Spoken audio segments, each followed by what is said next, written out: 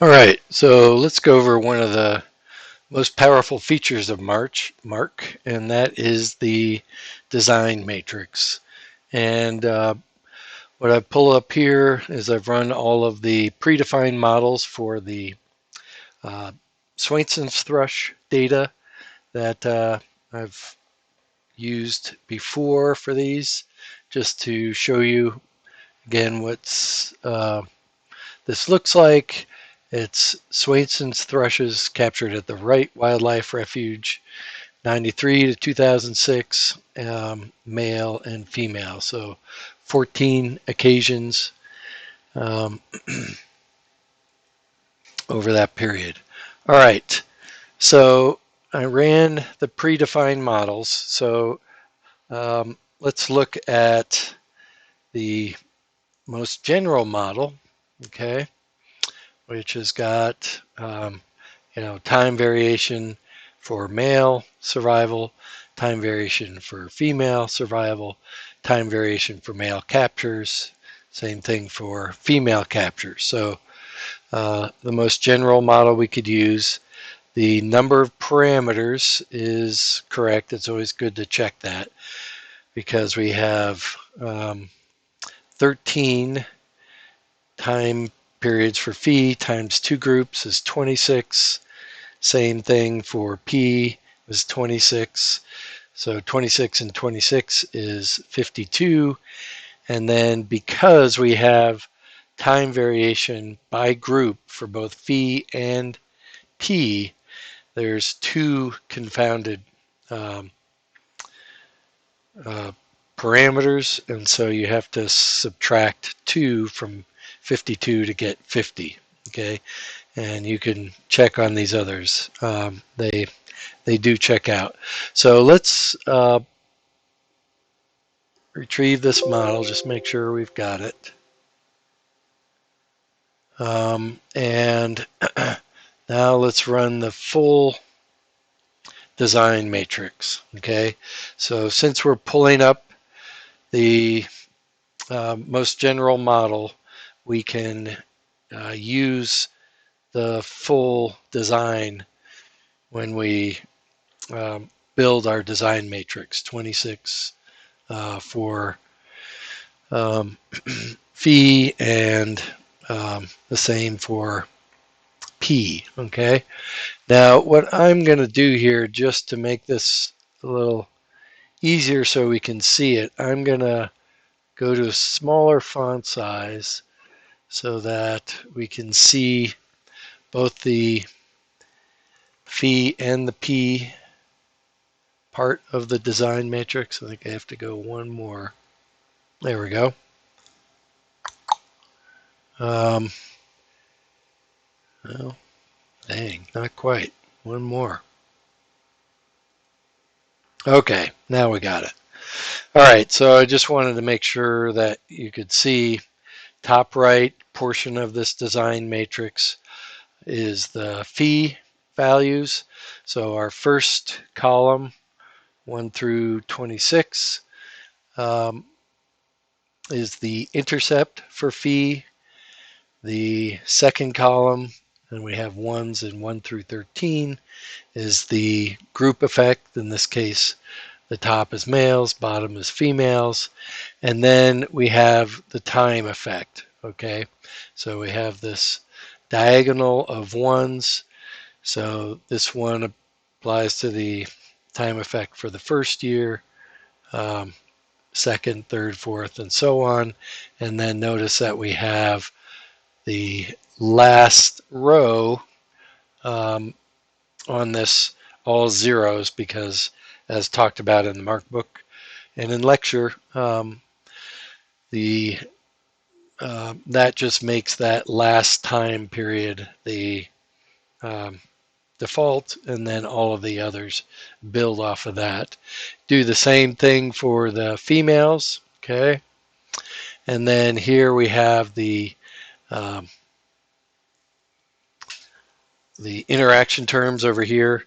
And as we've talked about, for an interaction between group and time, you just multiply the group column times the time columns. So you'll get ones just across the diagonal, just like we do for the males, and for the females, you won't get anything because 0 times anything is 0. All right. Same thing basically down here for the P's, right? Intercept, sex, and then time, and the interaction between um, group and time. So let's go ahead and run this. And I'm going to distinguish it from the PIM model by just typing in DM here so that I know, okay, this is the one that I ran using the design matrix and asked, do you want to append that? And I say yes. And now the full model using the DM should come out exactly the same as the full model using the PIM. But you see, they're quite different, okay? This one pops up way up here, this one's down there. And the culprit is the number of parameters. And in the mark book, they talk about how when you run the models with the design matrix, you have to use a logit link, and that sometimes has trouble converging when you have parameters that are kind of flat in their distribution. And so you can see here that it has missed a bunch of those, or has assumed that there's some that are not estimable. So what we can do then is click on that model, right click, and say change number of parameters, and we want that to be 50 because we've gone through it and we know that that's right. Okay, now these two match up. Okay, the AICs are exactly the same. Now let's look at the estimates for the real parameters, and I'll just show you. You can see where that number 44 comes from. So we know that parameter 13 is confounded, okay, because that's the last phi for the males. And you can see that that had a standard error of 0, indicating it's not, it's having problems fitting that. Same thing up here, okay? And if you come down to the P's and you come down to the 13th one, you can see that that has a standard error of 0, and the last one. So those are the two that we know a priori are not going to be estimable. But now look at these other values that you have here. You have 1, 2, 3, 4,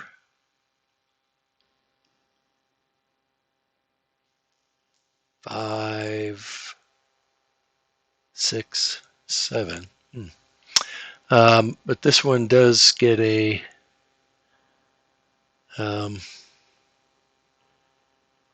I bet you it's this one that's this one's probably, it's estimated okay. It's got a small lower confidence interval, but the standard error is pretty good.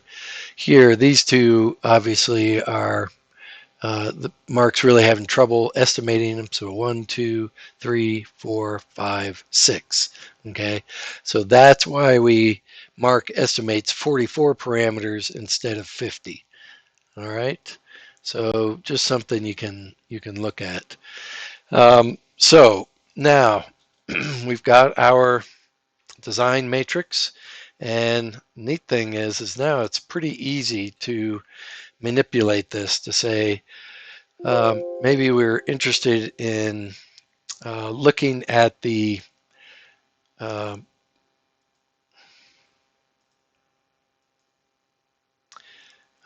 model where you have the group effect and an additive time effect. So it's group plus time.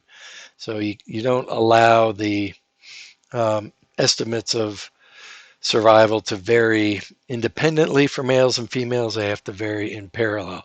So it's very easy to do that. All you have to do is delete all of these interaction terms, okay? And that is columns B15 through B26. And here's a nice way to do multiple columns, 15 to 26.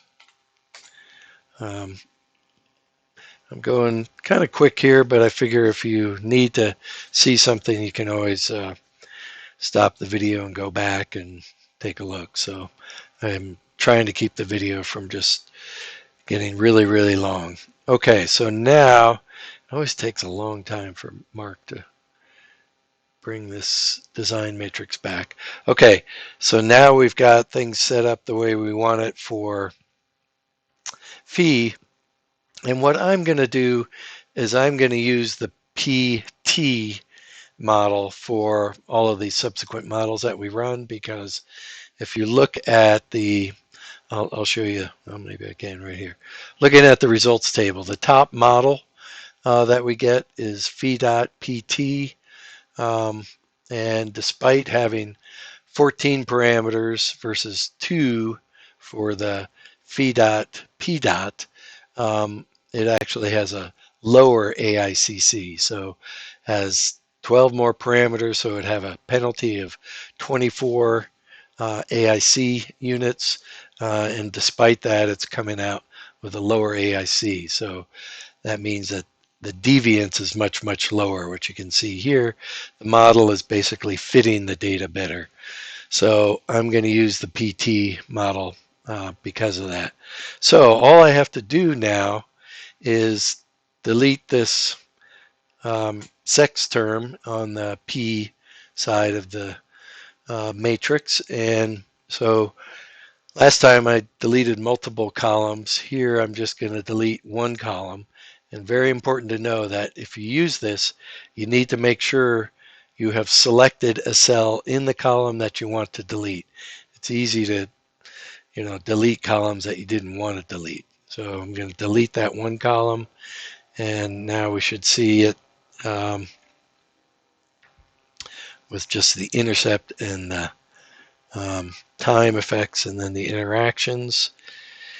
And I'm going to delete the interaction terms because I don't want those. I just want the intercept and time, and have those set the same for males and females, so that, remember, Mark's going to be estimating the same value for capture probability for males and females at time 1. So I don't want the interaction come out here, B28 to B39. I'm going to delete all those.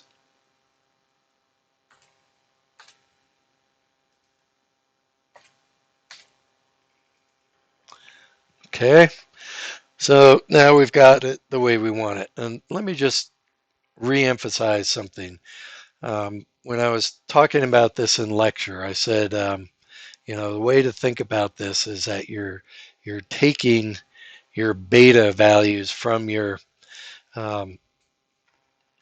equation and you're laying them on top of this design matrix, and that's going to produce your estimates. Okay, so when we lay our beta 1, 2, 3, 4, 5, 6 out to 14 across here, for this top row, it's going to have a 1 for beta 1, a 1 for beta 2, indicating males, a 1 for beta 3, indicating the effect of the first year. Okay, take those betas and lay it across here, and now beta 1 and beta 2 are the same as they were up above. Now you're not estimating a term for beta 3, but you have a term for beta 4, and that'll be the effect of time 2 on phi. Okay, so all of these just refer to all the different times, and notice very importantly here that we are estimating the same beta 3 for females for time 2, and the same beta phi for 4 for males and females, and that would be essentially times 3. Okay, so when you have ones stacked on top of one another, that means that Mark is going to estimate the same parameter values, the same betas, and apply it to each of those when it computes the parameter estimates. And then basically the same thing down here for P, except now we have left out the sex effect, and again we just have our intercept, and then for each time we're estimating a different beta, and we're forcing those betas to be the same for males and females. So let's run this. So important to really get this right when we write the model. So this is phi g plus t and pt. Okay, so let's run that. Say yes, we want to append it. Pops up here, a good bit higher. Let's check and make sure the number of parameters makes sense. So we have phi g plus t, so we'd have 13 parameters for time for phi plus 1 for group, so that's 14. And then we'd have 13 parameters for p, so that's 14 plus 13 is 27. But since we have essentially a phi t and a pt, we have one confounded set of parameters, so we subtract that 1. So 27 minus 1 is 26, so that's working out right. Okay. Um, let's see.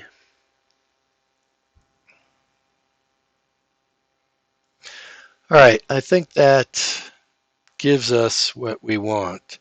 Again, you can play around with different approaches using this. We could do a p g plus t as well, but since pt is coming up to the top, I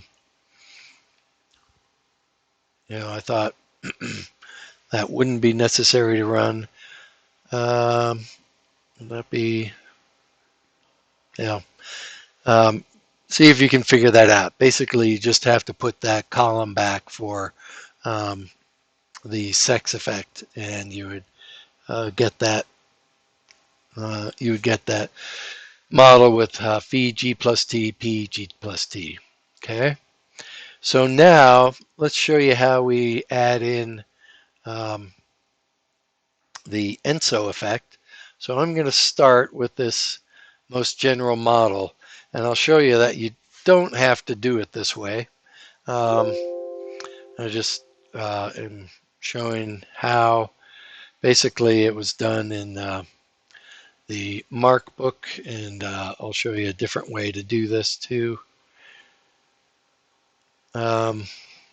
So let's get this so we can see everything. All right. So now we want to run a model where we have our intercept for phi, and let's run it with how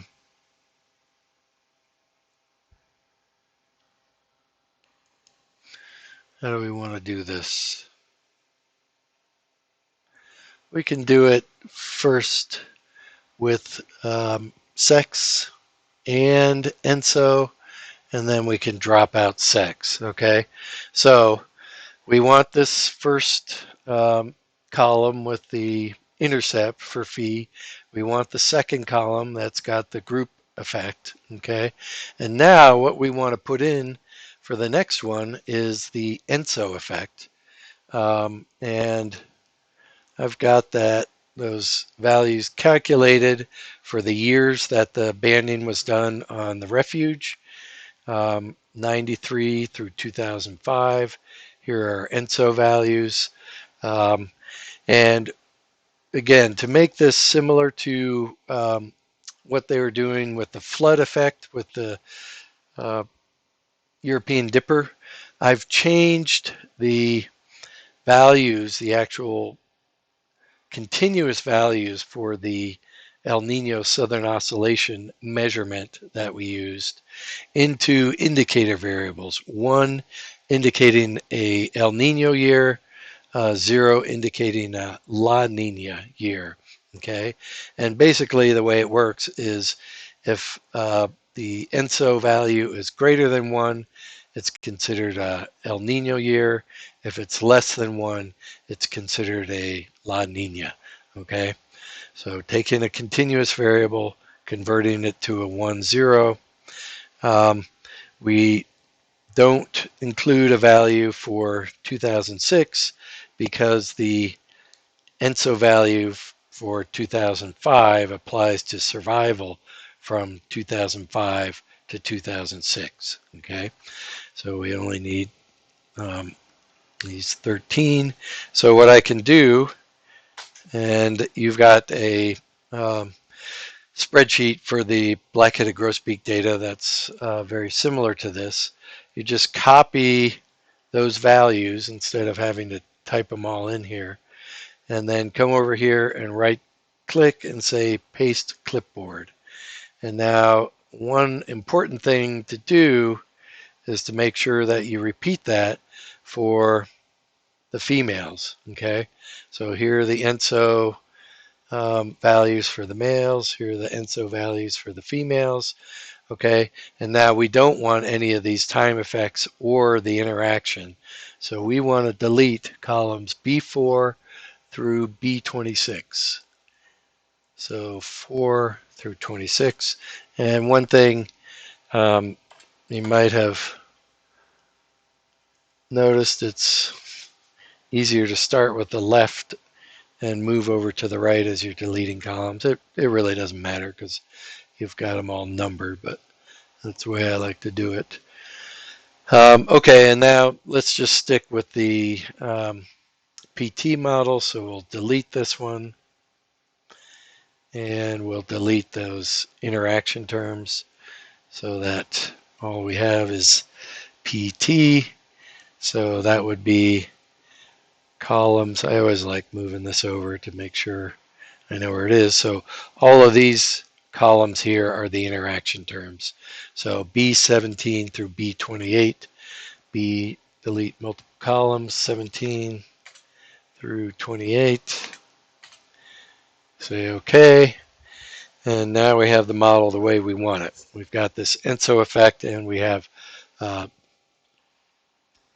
sex, but we don't have the interaction term. Okay, so this would be for phi, it would be sex plus ENSO, and for P, it's going to be just PT.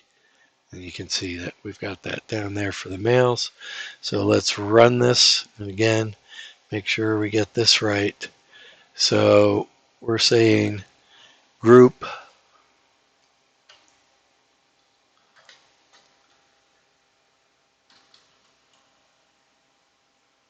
I think I was, so G plus, and I'll just say ENSO. And then for P, we just have T. All right. So we run that.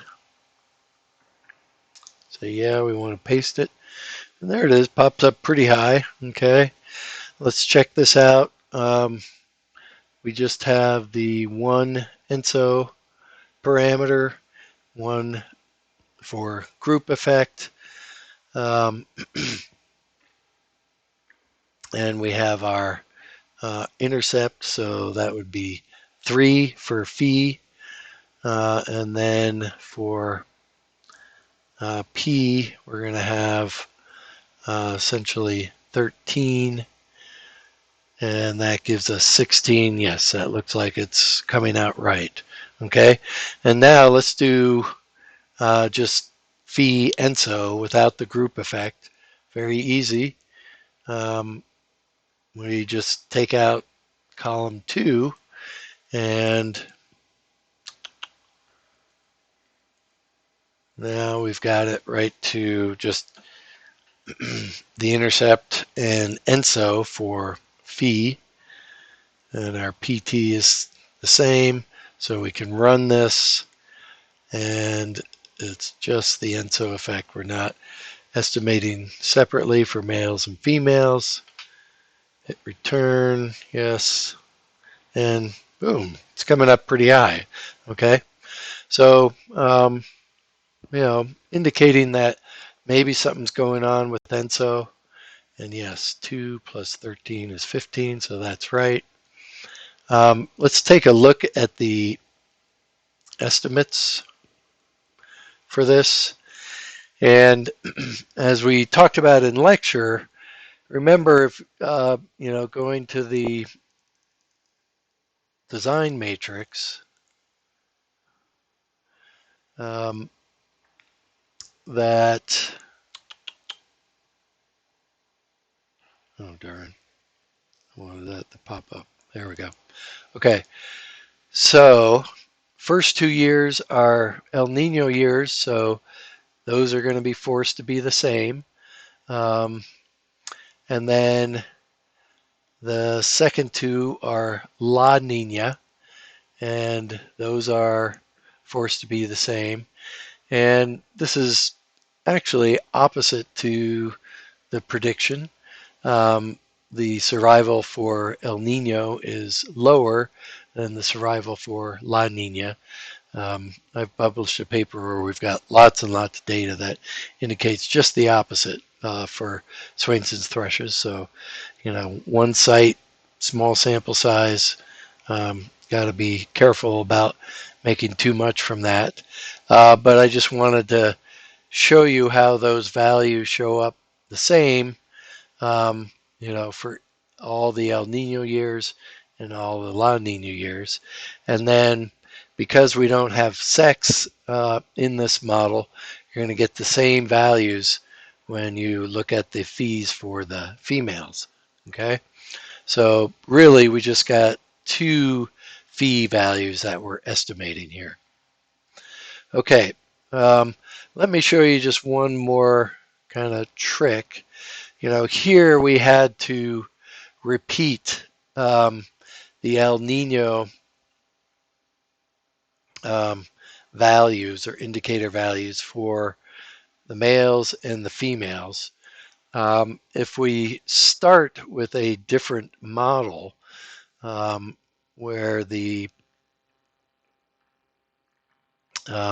number of phi parameters has been reduced to 13, then we don't have to do that. And I'm just want to find the phi TPT. Okay, so this is a model we want to start with. And here's where you can use the reduced option under design matrix. And it's going to guess that you want to stick with the number of parameters that are in the model that you have selected. It's 26. Total number estimated is 25 because the last one's confounded, but that's fine. And now, notice what will happen. Now I'm going to have to start from scratch, but that's okay because it's fairly easy to do this in Mark. And here's some really important tips to know about. So what I want to do is I want to fill that first column with a partial intercept. So I want to put ones down that first column, and I want to do that for 13 rows. Okay, so basically that is um, the intercept for phi. Okay, and then I don't know if it still has it. Yes, it does. I just did a paste from the clipboard, and now I've put in the El Nino La Nina values from the spreadsheet that I showed you earlier. Okay, and now I don't have to repeat those again because the parameter index matrix that I started with only had 13 entries for phi because the group effect had been removed. And so these will apply to both males and females. And now I can do something similar for the P. So I want to fill that column, do the same thing, partial intercept. I want to add 13.1. So there's the intercept for um, your probability of recapture. And here's another really cool thing. You can do a partial identity. So the identity is that matrix where you have ones just down the diagonal. And we can use that to our advantage here. Now here we're only going to need to add 12 ones to 12 rows because as we've talked about, the last one will be the default against which the others are measured or um, differing from. Okay, and again, we don't have to do that for males and females because we've reduced the number of parameters in the model to 26. And now if we run this, it should give us the same output as the phi ENSO, PT, okay? And I'm going to call this DM reduced, just so we can distinguish it from the other one that we ran. Click OK and say yes, add it. Okay, so notice that these are coming out right beside each other. The AIC is exactly the same number of parameters. If we look at the estimates for survival, 52.6, 53.8, and notice that we have 26 of them here. Now if we click on this one and look at them, now we just have 13, okay? But again, 52.6, 53.8. So, just kind of simplifies the output a little bit.